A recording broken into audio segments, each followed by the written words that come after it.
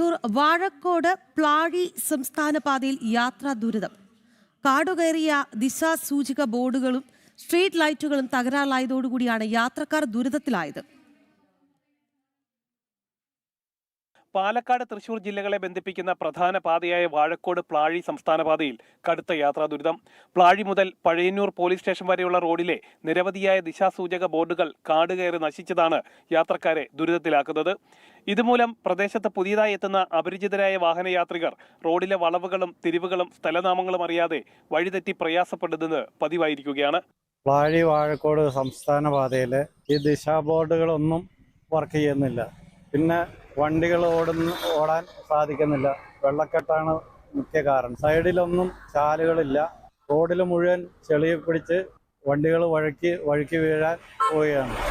വെള്ളാറുകുളം, പുളിങ്കൂട്ടം എന്നിവിടങ്ങളിൽ മുഴുവൻ ചെളിയാണ് റോഡുകൾ മുഴുവൻ. ഇതിനൊരു പരിഹാരം കാണണമെന്ന് ഉദ്യോഗസ്ഥരോട് അപേക്ഷിക്കുകയാണ്. കിഫ്ബി പദ്ധതിയിൽ ഉൾപ്പെടുത്തി 105 കോടി രൂപ ചെലവിട്ടാണ് വാഴക്കോട് പ്ലാഴി സംസ്ഥാന പാതയുടെ നിർമ്മാണം പൂർത്തിയായത്. മൂവാറ്റുപുഴയിലെ KSDB ഡിവിഷന്റെ നേതൃത്വത്തിൽ 22 കിലോമീറ്ററിലധികം ദൂരമുള്ള ഈ റോഡിന്റെ നവീകരണം 2023 ഡിസംബറോടുകൂടിയാണ് പൂർത്തിയായത്.